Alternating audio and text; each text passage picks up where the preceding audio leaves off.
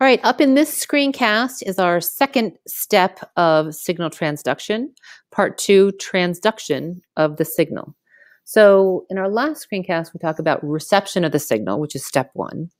And then now we're going to talk about transduction of the signal. So getting the signal across the plasma membrane and into the cell. Okay. So in the process of transduction, we have a cascade of molecular interactions that relays signal from receptor to target molecules inside the cell. So signal transduction usually involves multiple steps. So getting the signal from the receptor to where it needs to go in the cell is usually a multi-step process. And sometimes it's like a lot of steps. Okay. And multi-step pathways are good because they can amplify a signal. They can make, so just a little signal from the outside can generate a large response in the cell, okay? So few molecules can produce a very large cellular response, okay? And multi-cell pathways also provide more opportunities for coordination and regulation of the cellular response. It gives it more opportunities to shut it off at certain points or to turn it on at certain points. All right, so how does this work? So the molecules that relay the signal from the receptor to the response are mostly proteins, and they're mostly enzymes. Okay, and they act kind of like falling dominoes. So the receptor activates one protein. That protein activates another protein. That protein activates another protein, and so on, until you finally activate the protein that's going to produce the response. Okay, so if I have my dominoes, this one falls and hits that one falls and hits that one, and so on until you get a response. Okay, at each step, so each step in the cascade, the signal is transduced into a different form and usually occurs because of a shape change in the protein, okay? Structure and function, structure and function, structure and function. It's everything is about structure and function, okay? So we need to talk about two main things, and I kind of alluded to this in the previous screencast, but two processes that are extremely important for signal transduction are phosphorylation and dephosphorylation. Okay, so the first step, in most pathways, the signal is transmitted by a cascade of phosphorylation. And addition of a phosphate groups increase activity. I should say they actually increase reactivity.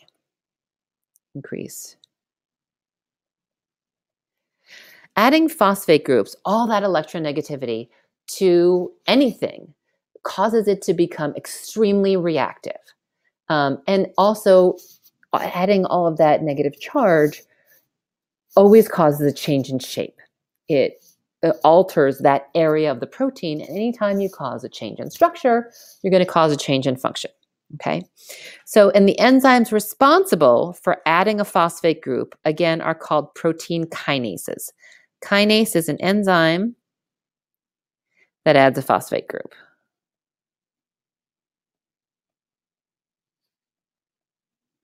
Okay, and we're going to talk a lot about kinases throughout the rest of the year. Okay, and how they do it is they transfer a phosphate from ATP to another protein. And again, this process is called phosphorylation. Okay, now this process is coupled with dephosphorylation. T-I-O-N, not close enough, which is removal of a phosphate group. And if you're taking that phosphate group away, so adding it makes it reactive, taking it away makes it less reactive, okay? And the enzymes, and I know this is an enzyme because it says ASE, The enzymes that remove a phosphate are called phosphatases. Okay, so they remove phosphates from proteins in a process called dephosphorylation. Okay, so phosphorylation and dephosphorylation, and moving back between the two, acts as molecular switches. And so they're used to turn things on and off. Okay, and this is a big deal. So many pathways, events, metabolic processes are controlled by phosphorylation. Okay, so this is a big deal. All right, if you don't get it, talk to me in class because this is importante, muy importante. Okay, so let's see how it kind of works. And this is a bit of a busy slide, but you get this. So here we have reception. At the surface, here's our ligand, binds to the receptor that causes a change in shape. And this is one of our like G protein coupled receptor tyrosine kinases, whatever. And the change in shape activates some kind of a relay molecule. Okay, we'll talk about those relay molecules in a second. The relay molecule takes an inactive kinase and turns it into an active kinase. Then the active kinase uses its activity to phosphorylate another inactive kinase with ATP, makes it active. So now I have my second, this is my second step. So here's one domino, here's another domino. That protein kinase activates a third kinase. Okay, and then we get another active kinase. Okay, and we call this a phosphorylation cascade or a kinase cascade. And finally, you'll get to a point where the protein kinase will phosphorylate some kind of a protein that when it's active will generate our cellular response. Okay, and that cellular response is almost always gene activation. Turning on a gene to make a protein. All right, so let's talk about our second messengers. So again, this relay molecule I alluded to, this guy here.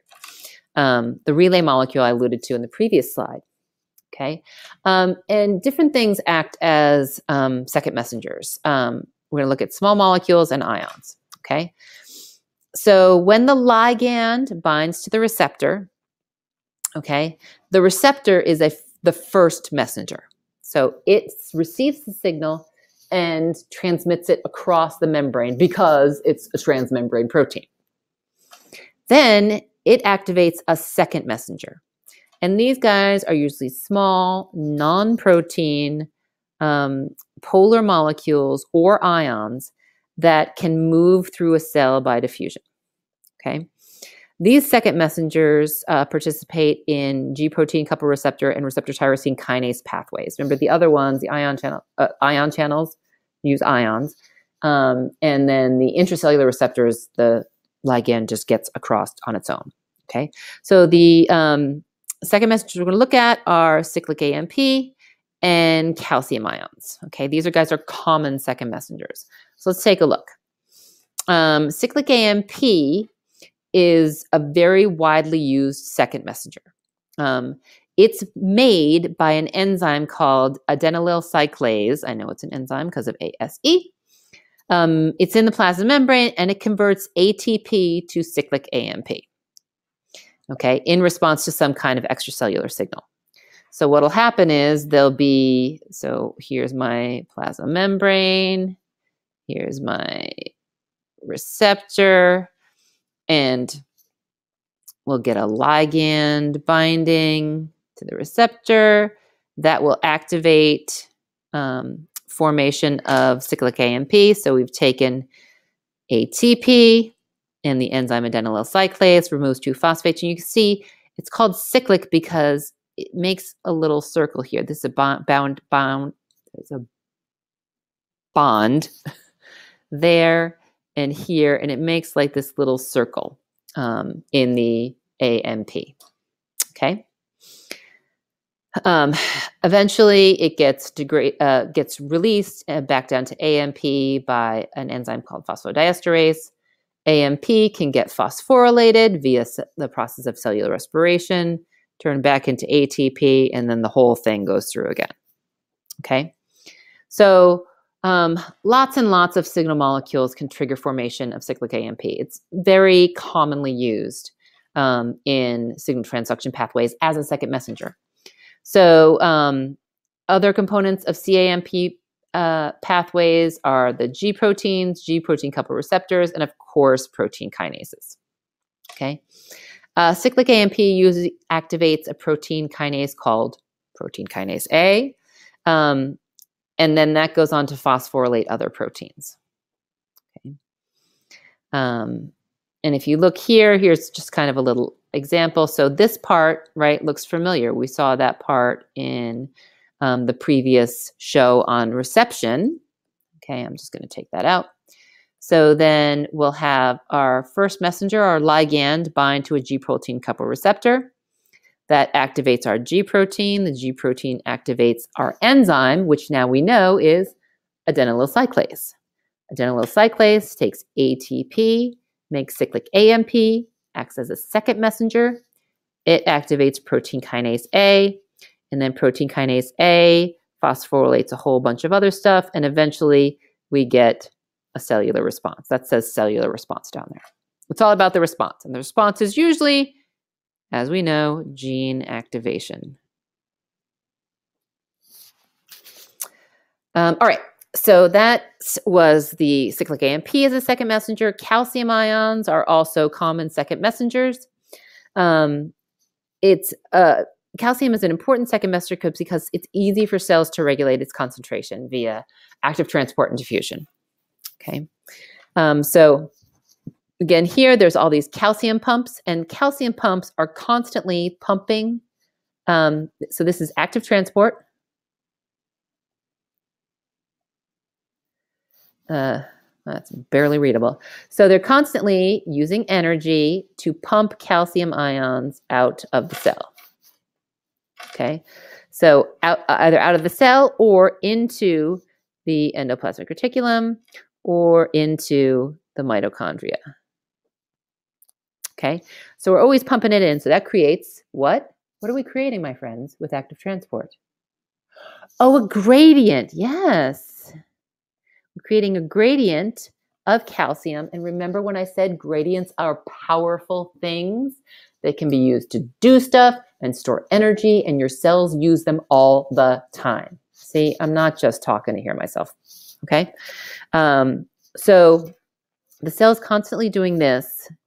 And then now that it has a gradient, okay, signal can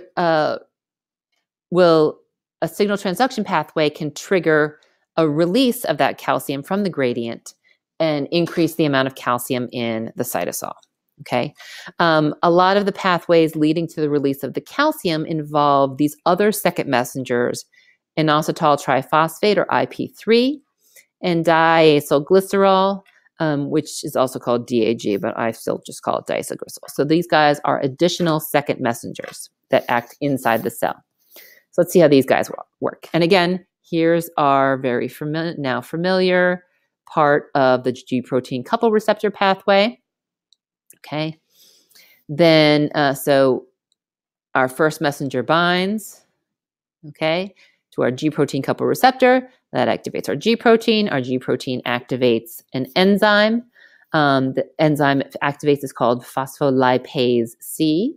I know it's an enzyme, ASE. It activates PIP2 and changes it into IP3 and diacylglycerol. These guys act as second messengers, okay? And they go and bind to an IP3 gated calcium channel. Once it binds, it opens up the calcium channel and releases calcium from the endoplasmic reticulum or from the mitochondria, and it builds it up into the cytoplasm. This causes other proteins to be activated and eventually can cause cellular response, which, as we know, is gene activation. Okay. And that's it for transduction. The end. Kind of confusing. You might want to go watch that back. But cool anyway.